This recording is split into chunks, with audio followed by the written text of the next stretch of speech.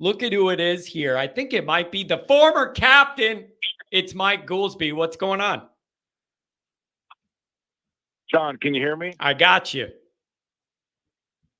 What's going on, man? I just cracked my second beer. I didn't catch the first part of the show. What's the sentiment this evening? You know what? I'll be honest with you, Mike. A lot of people are getting away from the Notre Dame specific stuff and choosing to zone out a little bit and look at the larger landscape with the expanded playoff, the conference changes, and what that's going to look like. I feel like the people are ready to kind of zoom out a little bit in the summer, maybe, and get a little more broad instead of Notre Dame specific. It's interesting. That's perfect. That's where you live, that pontification nation, as it were, right? Ooh, I like that on a Saturday night. Look at that rhyming. I like that, Mike. That's beautiful. Yeah. That's great. Yeah. No, I didn't have much to add, man. I was just listening. I figured let's give you a ring. Can I ask you a serious football question about Notre Dame? Please do, dude. I miss you, man. Yeah. Geez. Yeah. What do you?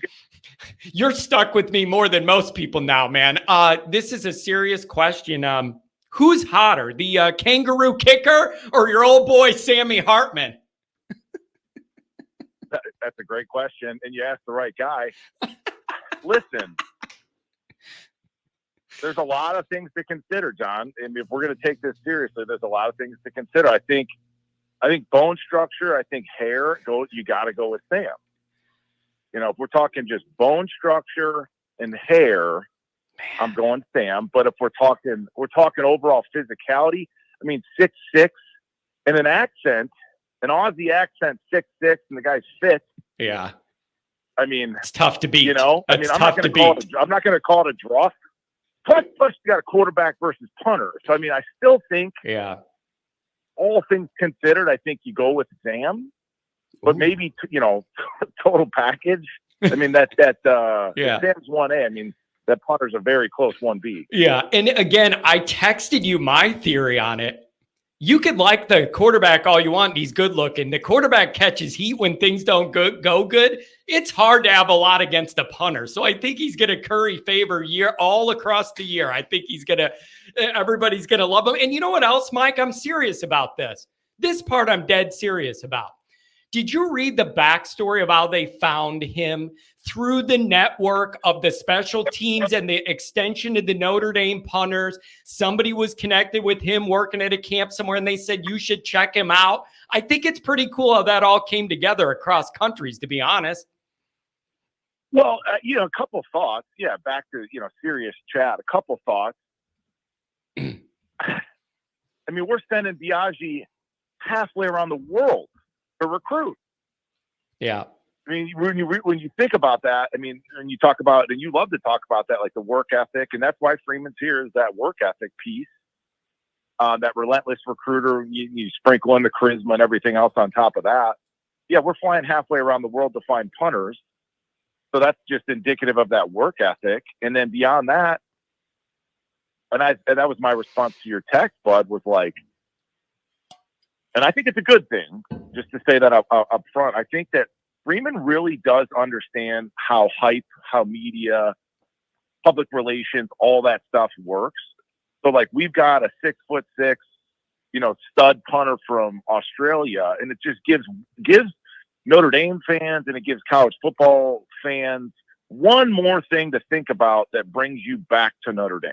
Yeah. And not to say that that's why they went out to Australia to find this guy, but it doesn't hurt either. There's some validity to that. Yeah, that makes sense. And you know what else? Multiple years of eligibility. I like that as well, because if he comes in here and it works out, then theoretically it could be more than a year, like a 1-year rental situation.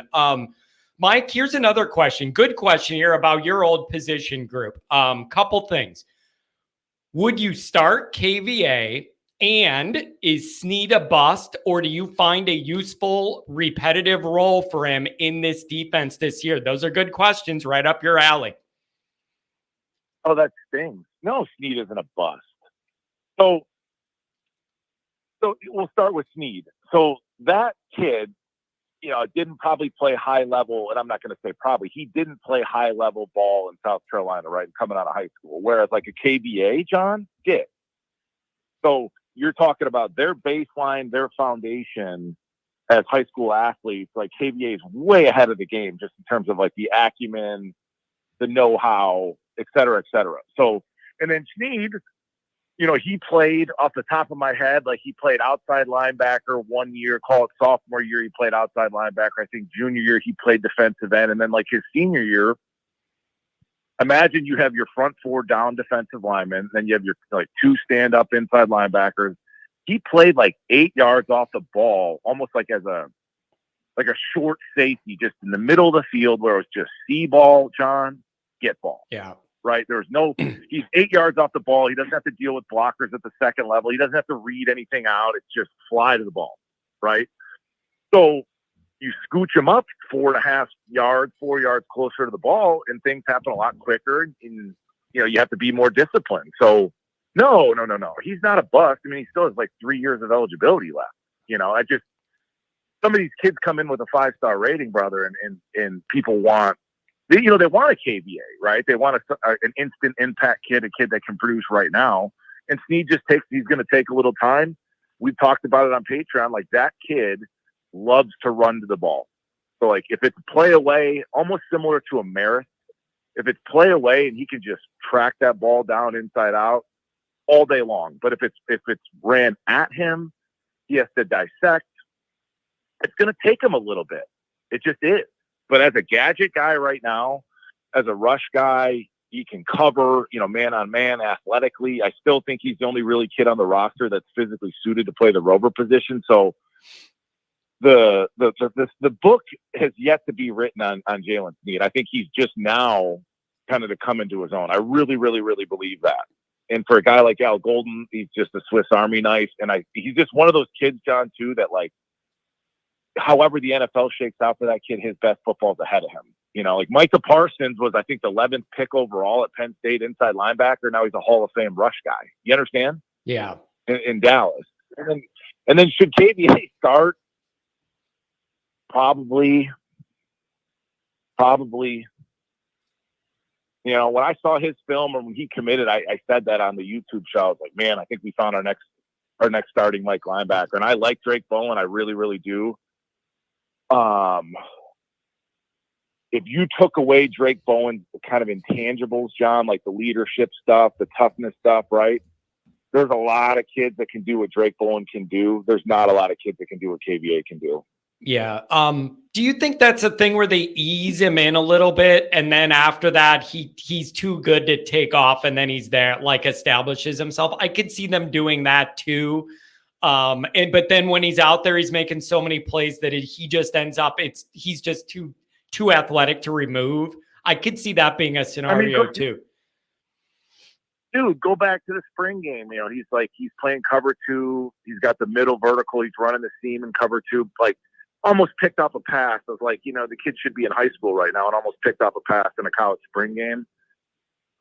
He'll probably roll in. I mean, by the end of the year, I'd predict he'd be your starter. I mean, I'd put a fair amount of money on that. Yeah. But I think in general, John, man, there's so many kids in that linebacker room that are dripping in talent.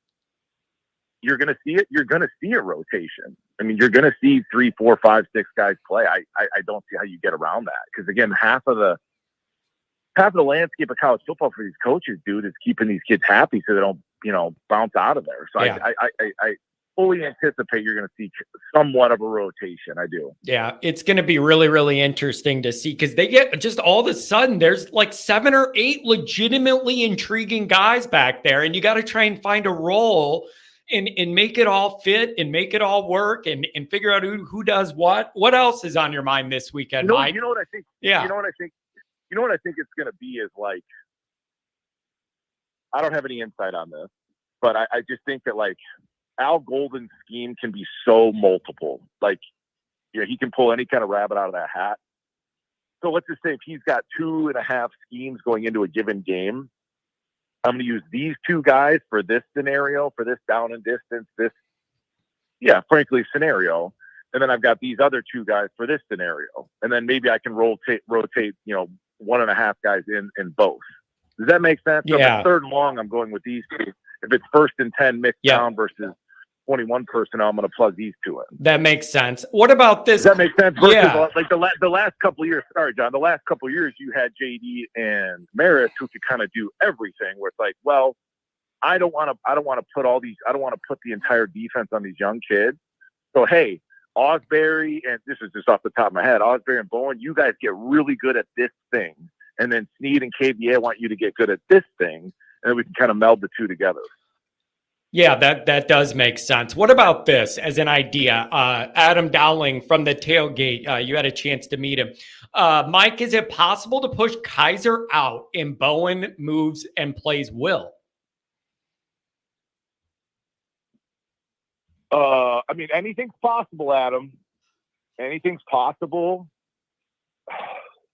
The thing I like about Jack, and this is Notre Dame, right, John? It's very Notre Dame. Like, Jack deserves his time in the sun. And frankly, he does.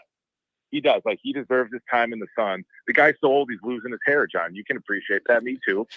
I mean, Jack Kaiser's old, and he's incredibly intelligent. He's like a double engineering major. Like, the guy's brilliant. Kaiser's always made plays. Like, in limited duty, he's always showed up. He's always got a tan on the ball, fumble recovery, like tackle for loss. He's always made plays, but he's small. So I think you could put Kaiser at Mike. So here we go, John. So if it's 3rd and long, right, we're a nickel. Say it's 3rd and 13, I'm sliding Jack to Mike, coverage. And then I would probably put Snead at Will or Osbury at Will. So I got two crazy athletes in a 3rd and obvious passing situation with me. Yep. And then if it was 1st and obvious against 21 personnel, like a mixed down, okay, there's a high probability of run. Jack, you go play Will, and I'm going to slide KVA or I'm going to slide Drake Bowen into Mike. So then you have that old head, as the kids would say. You've got that old head, that vet, that can help get a KVA lined up. If he's KVA's in at Mike, and then if Jack's at Mike, and then Snead comes in at Will, Kaiser can get him lined up. I've talked about that for years on the YouTube show, bro. I had a couple teammates, Derek Curry, namely, played big time football in Sealy, Texas. He got me lined up like 30% of the time. So there's absolutely some value to having an older guy that like knows his stuff to help these younger kids get lined up. Yeah, man, it's going to be interesting, but I'll say one thing. It's good to have options. And they have a lot of options there in the middle of that defense of different ways they can set it up. And again, I don't know how much of that they have figured out. I don't know how much of that they're going to finally sort out, through August.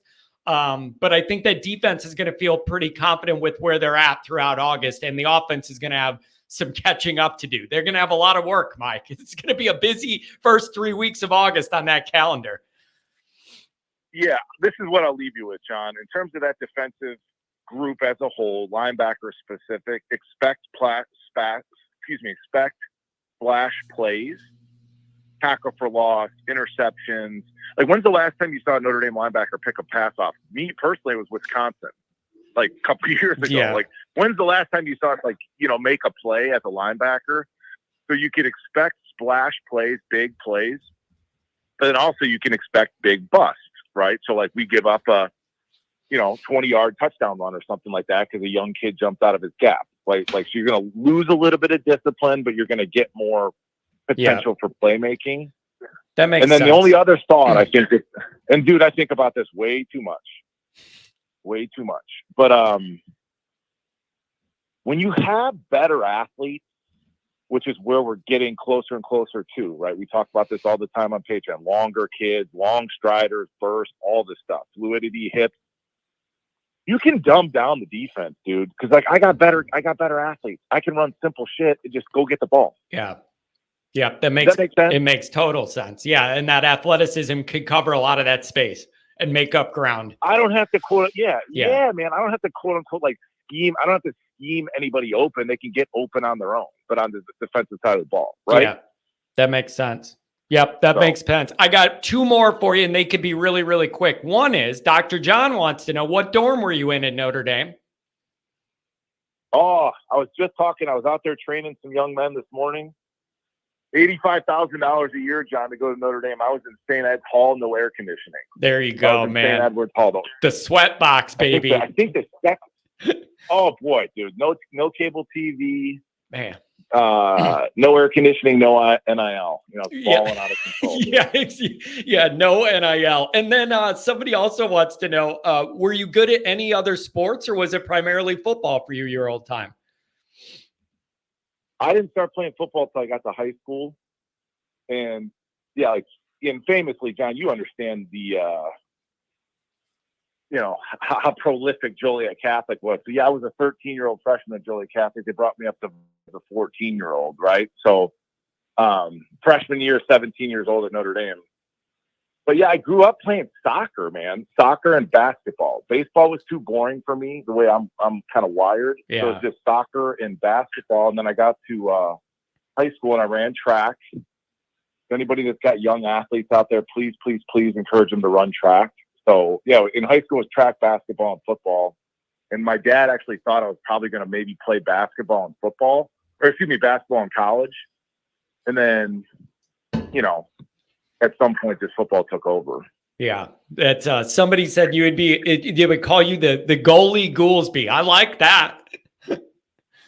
Oh, we played a lot of 1-3-1 defense, John. I don't know if you know much about hoops. A lot of 1-3-1 defense. I ran the baseline, There you go. Yeah. I was playing linebacker, sideline to sideline on the basketball court. Oh, that's great. Hey, Mike, really appreciate you jumping in on a Saturday night, man. I appreciate you. Thank you. Yeah, I'll hang up and listen. Thanks, buddy. Have a good night. Take care, man. There he is, folks. The captain himself, the leading tackler, Mike Goolsby.